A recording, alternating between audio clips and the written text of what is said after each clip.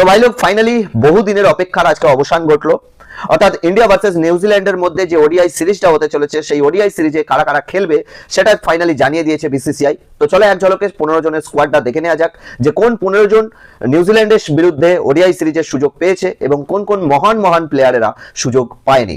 তো চলো এক ঝলকে দেখে নি।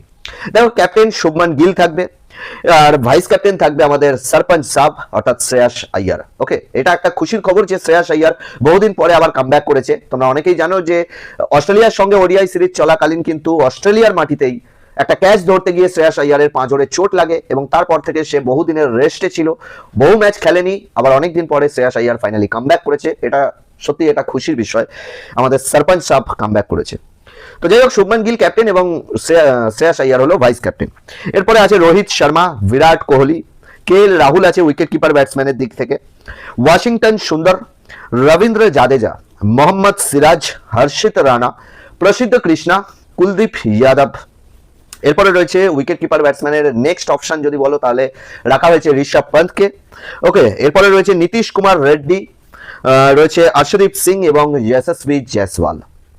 এবার এখানে প্রশ্ন উঠছে যে দেখো, প্রশ্ন তো নয় বলবো না, যে দেখো স্কোয়াডটা আমার পছন্দ হয়েছে, স্কোয়াড যথেষ্ট সুন্দর হয়েছে, এর চেয়ে ভালো স্কোয়াড আর কি হতে পারে ইয়ার। কিন্তু দেখো আমার যেটা মনে হয় যে প্রসিদ্ধ কৃষ্ণাকে প্রতিটা ম্যাচে প্রতিটা ওডিআই সিরিজে প্রায় সুযোগ দেওয়া হচ্ছে, টেস্টেও সুযোগ দেওয়া হচ্ছে, তবে প্রসিদ্ধ কৃষ্ণা বিরাট কিছু করে দেখাচ্ছে না। তবে তার জায়গায় যদি মোহাম্মদ শামি, কি দোষ ভাই, আমি সিরিয়াসলি আমার মাথায় ঢোকে না যে মোহাম্মদ শামি কি এমন দোষ করেছে যে তাকে রিটার্ন আনাই যাবে না। তো মোহাম্মদ শামিকে যদি রিটার্ন নিয়ে আসতো নিউজিল্যান্ডের বিরুদ্ধে, নিউজিল্যান্ডের মতন অভিজ্ঞ টিমের কাছে যদি মোহাম্মদ শামি খেলতো, ফ্যানেরাও খুশি হতো, সাথে আমার মনে হয় যে 2027 ওয়ার্ল্ড কাপের জন্য অনেকটা একটা মনোবল পাওয়া যেত যে হ্যাঁ ইন্ডিয়ার কাছে মোহাম্মদ শামির মতন বোলার রয়েছে। কিন্তু এটা টোটালি আনএক্সপেক্টেড যে এই নিউজিল্যান্ডের বিরুদ্ধে ওডিআই সিরিজেও মোহাম্মদ শামির নাম নেই।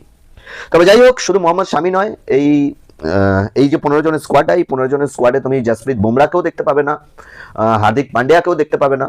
ওকে, তো ওভারঅল যদি স্কোয়াডটা দেখা যায়, স্কোয়াড ঠিক আছে, ভালো, নিউজিল্যান্ডের সাথে জিতে যাওয়ার চান্স আছে। তবে দেখা যাক, যেহেতু দেখো রোহিত বিরাট আছে সেহেতু কোনো সমস্যা নেই আর, কারণ বিরাট যে লেভেলের ফর্মে আছে এবং রোহিত যে লেভেলের ফর্মে এই মুহূর্তে চলছে, অনায়াসে ম্যাচ জিতবো, এই নিয়ে কোনো সন্দেহই নেই। জাস্ট আমার একটাই বিষয় একটুখানি খারাপ লাগছে, মোহাম্মদ শামিকে রিটার্ন আনা হচ্ছে না কেন। বাদ বাকি আদারওয়াইজ ঠিক আছে ইয়ার, স্কোয়াড ঠিক আছে, ম্যাচ জিতে যাবো। চলো, বাকি তোমাদের এই স্কোয়াডটা কেমন লাগলো অবশ্যই কমেন্ট করে জানিও, সাথে এটাও জানিও যে এই স্কোয়াডের মধ্যে কারা থাকলে স্কোয়াডটা আরো বেশি মজবুত হতো, অবশ্যই কমেন্ট করে জানিও। ওকে, চলো টাটা, ভাবে দেখা হচ্ছে নেক্সট কোনো ভিডিওর সাথে। ভিডিও ভালো লাগলে লাইক কমেন্ট শেয়ার করে চ্যানেলটাকে অবশ্যই সাবস্ক্রাইব করে দিও। ওকে।